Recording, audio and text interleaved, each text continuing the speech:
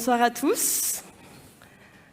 Alors, je me suis demandé, est-ce que vous êtes déjà rendu compte à quel point une information peut parfois faire toute la différence? J'avais une magnifique presse pour... Ah, la revoilà. Super. Arnaud, mon date, 29 ans, habitant à Marseille, passionné de voyage et photographe à ses heures perdues. Si celui-ci avait mentionné dans sa bio qu'il collectionnait les Bob Ricard chaînés sur le Tour de France depuis 89, ça aurait certainement fait toute la différence. J'ai aussi repensé au petit week-end que j'avais réservé cet été en Normandie. J'avais envie de déconnecter. Au calme, c'était un petit chalet sur l'eau, très mignon, je vous enverrai la presse. Si j'avais su qu'une nationale passait à 300 mètres, cette information aurait certainement fait toute la différence. Et j'en suis même venue à repenser à ce chocolat. Vous savez, ce chocolat, celui qui reste après Noël. Et bien ce chocolat, si j'avais su que c'était le chocolat que tout le monde déteste, celui à la liqueur, je ne sais pas si vous voyez, que tout le monde déteste à part Papy Claude, et bien cette information aurait fait toute la différence.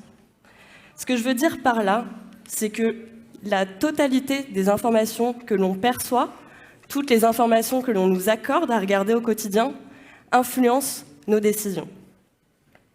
Et même si Tom Hanks a dit que la vie était comme une boîte de chocolat, on ne sait jamais sur quoi on va tomber, eh bien il y a des situations où on a le droit de savoir sur quoi on va tomber.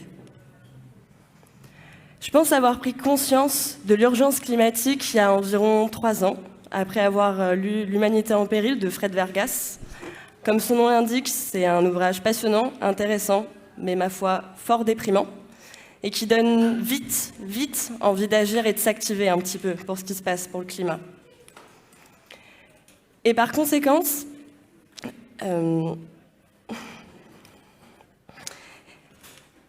et comme certains d'entre vous, je pense, j'ai commencé à me dire comment je peux agir. Donc la première chose qu'on peut se dire, c'est je vais peut-être changer de métier, faire une reconversion. À ce moment-là, c'était clairement pas envisageable. Je me suis demandé si je pouvais m'investir dans une association. Et à ce moment-là, je me sentais pas encore hyper légitime d'y aller. Je me sentais pas encore à ma place. Moi, je suis quelqu'un qui a fait de la communication, un BTS communication, une licence de communication, un master de communication marketing. Donc, je me suis dit, OK, la première chose que je peux faire, en fait, c'est de repenser un petit peu ma manière de consommer. Et là, peut-être que certains d'entre vous vont se reconnaître, j'ai opté pour l'écolo Bobo Starter Pack, ma gourde, si présente, mon tote bag, mon Tupperware, ma paille en inox, parce qu'on boit tous les jours avec une paille, ça c'est connu. Et j'étais prête à aller faire mes courses au vrac tous les samedis et à fabriquer ma lessive après avoir regardé des tonnes de vidéos YouTube. J'ai troqué ma Clio Sport tunée contre un magnifique vélo. J'ai commencé petit à petit aussi à regarder des documentaires quand même. J'ai regardé beaucoup de vidéos de Pablo Servigne, de Jean Jouzel, d'Aurélien Barraud. Tout ça a pris un petit peu de temps, mais au final, je me suis dit que j'avais envie d'aller un peu plus loin dans cet engagement. Il faut croire que les planètes étaient alignées, puisqu'à ce moment-là, Clear Fashion recrutait une responsable de la communication. Et je vous avoue que je ne m'étais pas dit que mes compétences en com-marketing allaient pouvoir servir à quelque chose qui allait faire du bien à la planète. Puisque généralement, on nous forme à vendre, à surtout, vous tous, consommer toujours un peu plus. Les planètes sont alignées, je suis recrutée, et la première chose qui me frappe quand je commence à travailler chez Clear Fashion, c'est de voir que j'avais repensé, je pensais avoir tout repensé. Ma manière de m'alimenter, ma manière de me maquiller, ma manière de me déplacer. Sauf quelque chose que je faisais et que je fais toujours, tous les jours, à savoir la manière dont je m'habillais. Et c'est vraiment à ce moment-là que j'ai pris conscience à quel point il y avait urgence à agir. Dans le monde, chaque année, on vend 100 milliards de vêtements. Je ne sais pas si vous imaginez ce que ça représente 100 milliards de vêtements. mais c'est assez énorme. Et ce qui est vraiment alarmant, c'est quand on sait que généralement, 68% de la garde-robe que l'on a chacun chez nous, eh ben, on ne les porte même pas, ces vêtements. L'industrie textile, c'est aussi beaucoup de chiffres. C'est des émissions de gaz à effet de serre. C'est aussi responsable de 20% de la pollution des eaux dans le monde. Côté social, je pense que vous en doutez un petit peu aussi, c'est pas plus glorieux. Les personnes qui fabriquent nos vêtements, parce qu'on a tendance à l'oublier, que derrière ces matières, ces coupes, ces tendances, bah, c'est des gens, des hommes, beaucoup de femmes qui récoltent, qui tissent, qui cousent nos vêtements. Et généralement, eh ben, les conditions de travail ne sont pas glorieuses, ils sont payés avec de très bas salaires, et ça ne vous a forcément... vous avez certainement vu cette information. Aujourd'hui, on a encore 900 000 Ouïghours qui sont enfermés dans des camps pour fabriquer des biens de consommation que l'on consomme chaque jour, nous tous. Il y a vraiment urgence. L'autre constat, c'est de se dire qu'en plus d'être une industrie qui a énormément d'impact, c'est une industrie qui est extrêmement opaque. Cette industrie est extrêmement opaque et je pense qu'on a tous fait cette expérience en magasin où quand vous allez en magasin, vous n'avez aucune information sur la manière dont sont fabriqués vos vêtements. Vous allez avoir une étiquette avec une taille, jusque-là tout va bien, un prix qui va certainement vous influencer. Vous allez avoir des matières, élastane, polyester, coton, coton de CI. Si vous n'êtes pas un minimum renseigné, je ne sais pas ce que vous en faites de ces informations. Et vous allez avoir ensuite un made in Bangladesh, un made in France, Thaïlande, idem. Qu'est-ce que ça veut dire?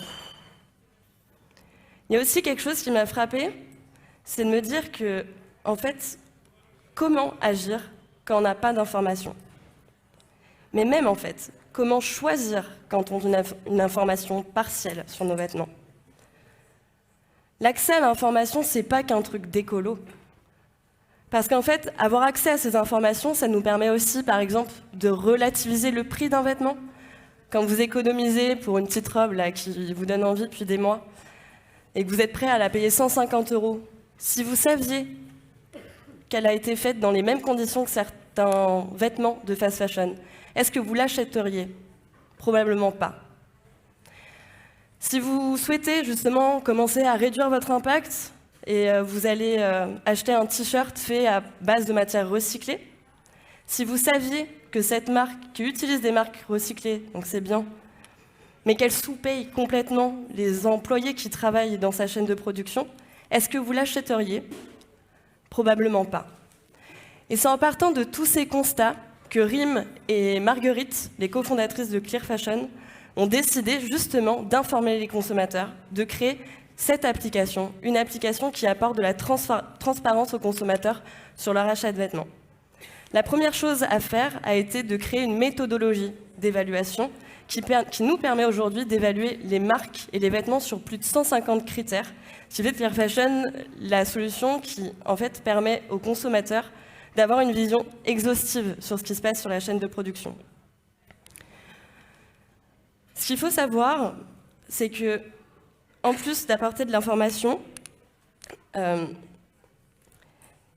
Fashion s'appuie sur 3 convictions très fortes. La première, on l'a vu, il y a urgence à agir. On pourrait se dire que la réglementation pourrait changer les choses. Et c'est vrai, la réglementation a son rôle à jouer sur le secteur. Mais vous le savez, la réglementation, c'est parfois long à mettre en place. Même si les choses commencent à s'accélérer, on n'a plus le temps d'attendre. Et j'en viens à notre deuxième conviction. Les consommateurs, vous tous, moi, on n'est pas responsable de ce que font les marques. En revanche, on est capable et on peut les inciter à changer, à améliorer leurs pratiques, puisque finalement, une marque, qu'est-ce qu'elle a envie de faire? Elle a envie de vous vendre des vêtements. Si vous commencez à exiger des informations, ce qui est la base et peut-être la première étape, ensuite, forcément, on les pousse à s'améliorer, puisqu'on met sur le devant de la scène ce qu'on essaye de nous cacher depuis trop longtemps. Alors, je ne sais pas exactement ce que vous allez faire après cette intervention. L'idée, c'est pas de brûler votre garde-robe qui peut-être déborde d'habits de fast fashion. Si c'est le cas, portez-les gardez-les le plus longtemps possible maintenant qu'ils ont été fabriqués. C'est pas de la remplir de vêtements éco-responsables, parce que toute production de vêtements, aussi éco-responsable qu'il soit, a un impact. Mais commencez juste à vous re-questionner un petit peu sur ce que vous achetez, le rapport que vous avez à vos vêtements. Peut-être que vous pouvez vous demander déjà, classiquement, est-ce que j'en ai besoin? Bon, parfois on n'a pas besoin, mais on en a très très envie. Alors vraiment, allez-y, si vous avez envie. Peut-être aller voir si vous pouvez trouver ça sur de la seconde main. Et si vous achetez du neuf, vous êtes légitime à demander des informations à ces marques-là. Et c'est pas très simple en fait en tant que consommateur, puisque les habits, c'est un peu l'image qu'on décide chaque matin de projeter au monde. En fait, on communique un petit peu avec nos vêtements. En fonction de, vous avez un entretien d'embauche, une soirée, vous n'allez pas vous habiller de la même manière. Il y a quelque chose de très identitaire à la mode, et c'est peut-être ça qui est difficile à changer. Mais on n'est pas contre la mode. La mode, ça peut être créatif, ça peut être vecteur d'emploi, ça peut être plein de choses positives aussi. En fait, ce qu'on veut juste, c'est des vêtements qui ne bafouent pas les droits humains, c'est quand même peut-être la base, et qui ne sont pas en train d'épuiser toutes les ressources qu'il y a sur la planète, parce qu'il n'y en a bientôt plus. La dernière chose que je voudrais vous dire, je pense que vous l'avez plutôt compris, c'est que la transparence devrait être la norme, parce qu'on n'a pas envie de choisir en tant que consommateur entre mode et éco-responsabilité. Parce que vous l'avez vu, une information peut faire toute la différence. Merci.